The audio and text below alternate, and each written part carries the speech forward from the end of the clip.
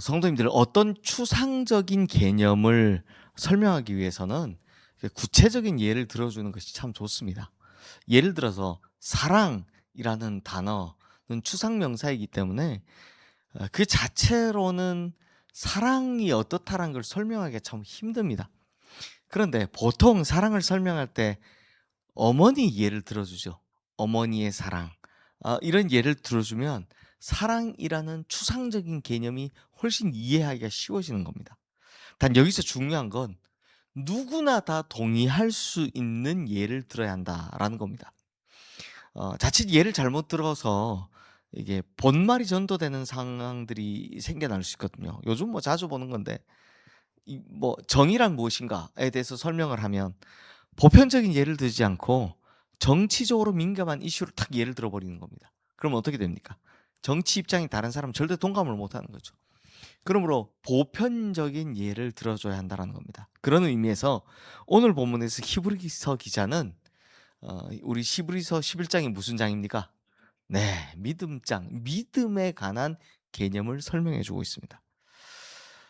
히브리서 기자는 이 추상명사인 믿음이라는 단어를 설명하기 위해서 구체적인 예를 어떻게 들고 있냐. 이 편지를 받는 사람들이 유대인들이잖아요.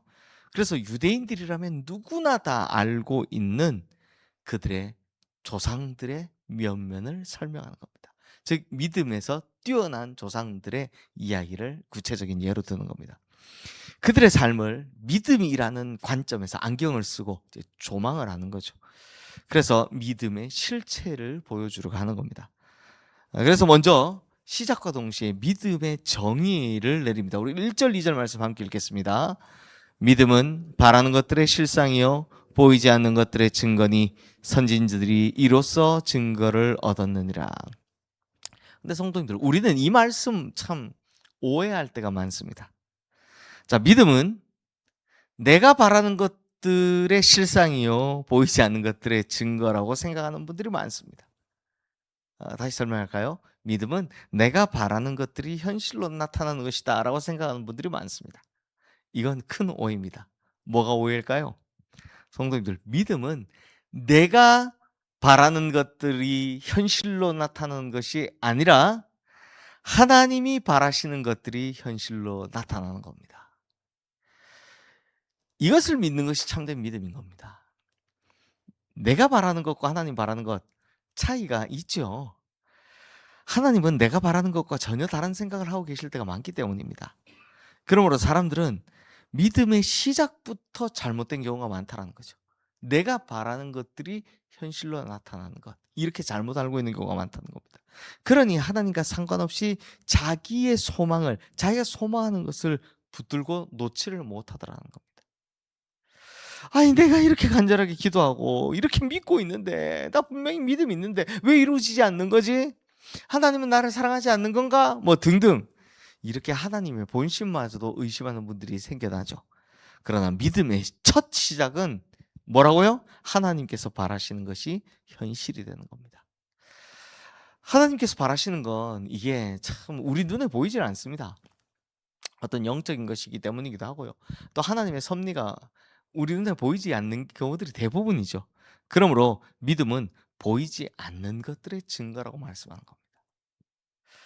보이지 않으니까요. 즉 믿음은 하나님께서 바라시는 것이고, 하나님께서 바라시는 것은 우리 눈에 잘 보이지 않고 우리 손에 잘 잡히지 않는다는 겁니다.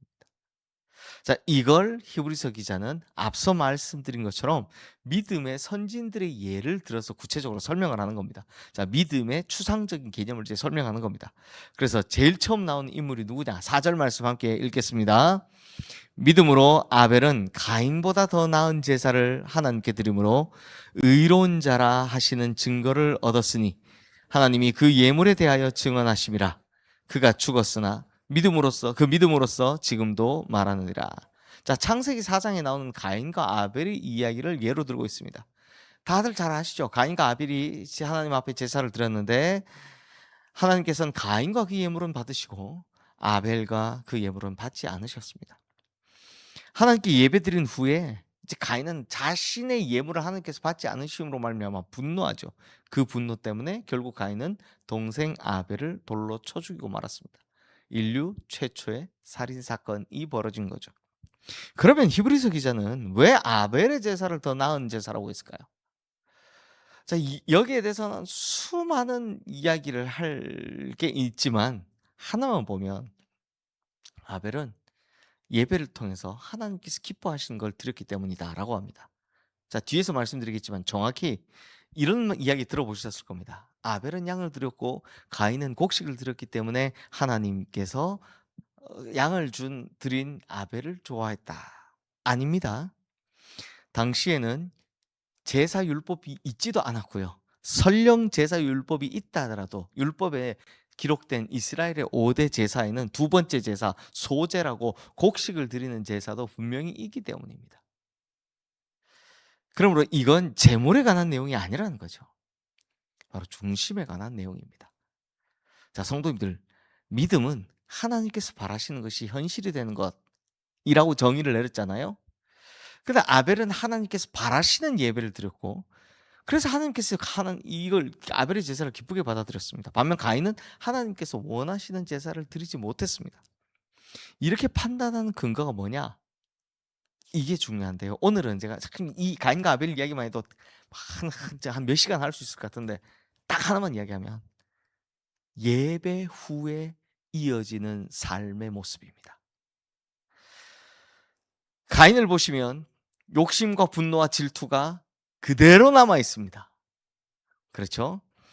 성도님들, 하나님께서 바라시는 예배는 나를 온전히 드리는 겁니다.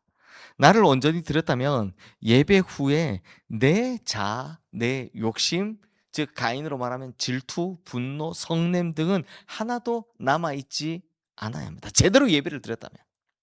예배 드리기 전에는 분노가 있을 수도 있고요. 화가 있을 수도 있고 미움과 질투가 있을 수 있습니다. 그러나 예배 드린 후에도 이것이 남아있다면 그건 가인처럼 우리의 예배도 실패한 겁니다.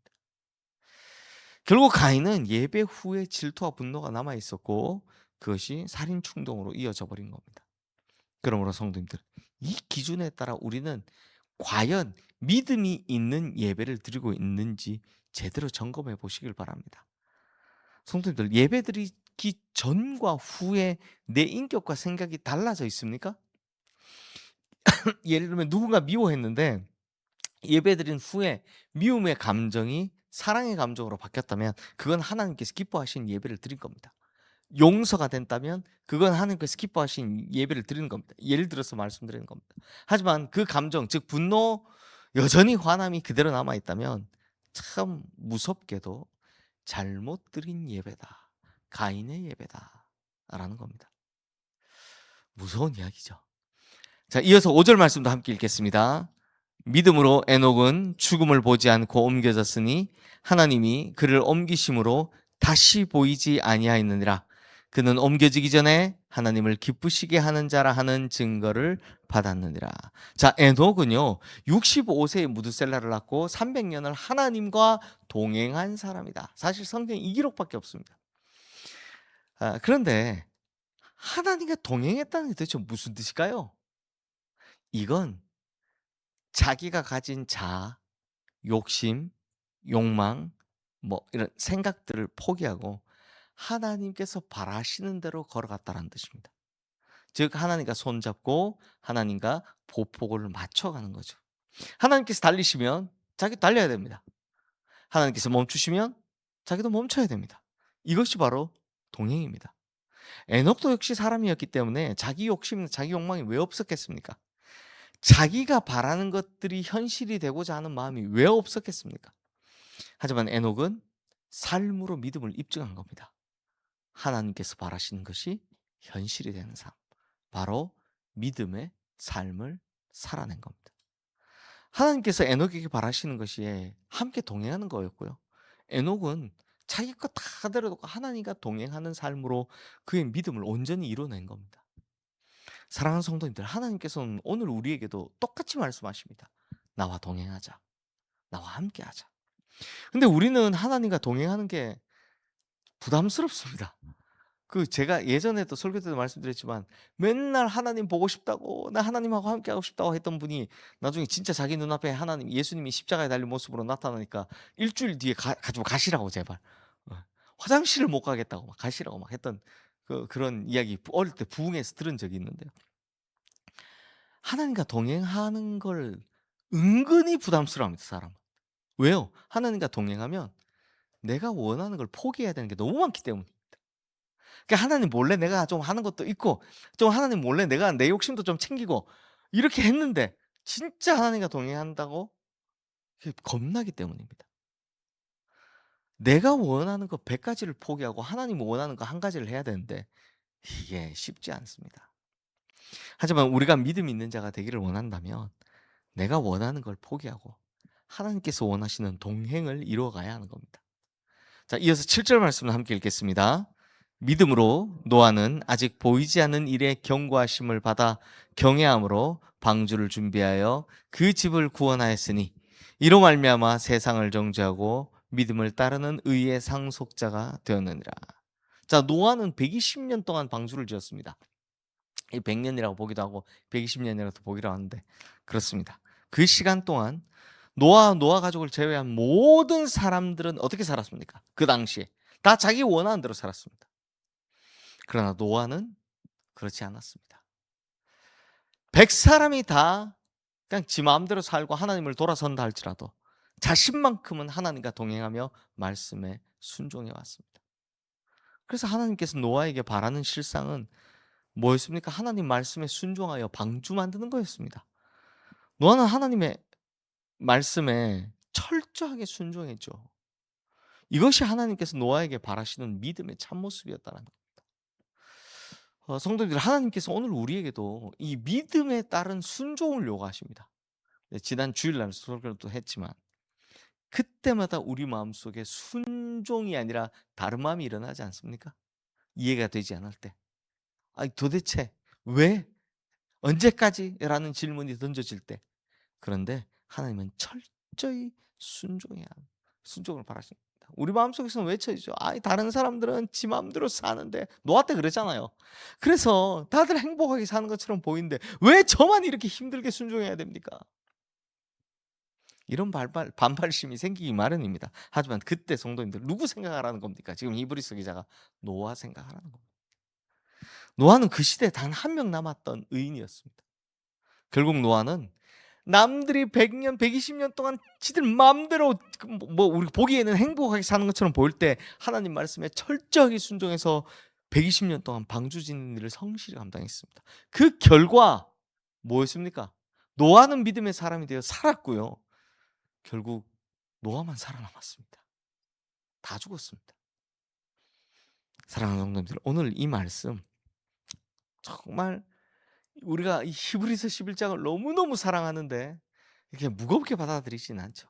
그런데 오늘의 이 말씀 꼭 기억하셔서 믿음의 정의에 합당한 인생을 살고 있는지 자기 스스로를 한번 살펴보시기를 바랍니다. 혹시 나는 가짜 믿음으로 살아가고 있지는 않은지. 설교를 쓰는 저도 무지하게 찔리더라고요. 하나님께서 나에게 원하시는 것이 무엇인지 분명히 깨닫고 알았다면 하나님께서 원하시는 것을 현실로 이루어 드리기 위해 아벨처럼 그리고 에녹처럼 노아처럼 살아가시는 믿음의 백성들 다 되시기를 주님의 이름으로 축원합니다. 이 시간 오늘 주신 말씀 기억하며 우리 함께 기도하겠습니다.